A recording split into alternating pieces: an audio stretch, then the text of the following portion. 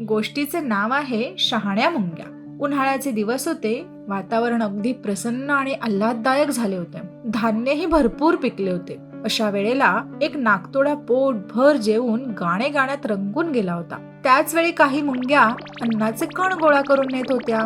हे नाकतोड्याने पाहिले. तो मुंग्यांना कुत्सितपणे हसला. त्यातील एक मुंगी त्याची मैत्रीण होती. तो तिला म्हणाला, तुम्ही किती लोभी आहात ग. आनंदाने नाचायचे सोडून तुम्ही चक्क काम करताय. मला तुमची दया येते. मुंगी त्याला म्हणाली, माझ्या प्रिय मित्रा, आम्ही येत्या पावसाळ्यासाठी अन्न साठवतोय बर का. लवकरच उन्हाळ्यानंतर पावसाळा आला. थंडीमुळे वातावरणातली ऊब नाहीशी झाली. अन्नाची कमतरता भासू लागली. नाकतोड्याला स्वतःसाठी अन्न मिळवणे खूप मुश्किल झाले. शेवटी त्याच्यावर उपाशी राहायची वेळ आली. एके दिवशी नाकतोड्याने त्या मुंगीच्या घरचा दरवाजा वाजवला. तो म्हणाला, मला काहीतरी खायला देतेस का ग. मुंगी त्याला म्हणाली, सबंध उन्हाळा तू गाणे गाण्यात घालवलास, आता हा पावसाळा नाचण्यात घालव. मी तुझ्यासारख्या आळशी प्राण्याला काहीही देणार नाही. आणि मुंगीने दार धाडकन बंद केले. बघा, आजची बचत हीच उद्याची गरज आहे.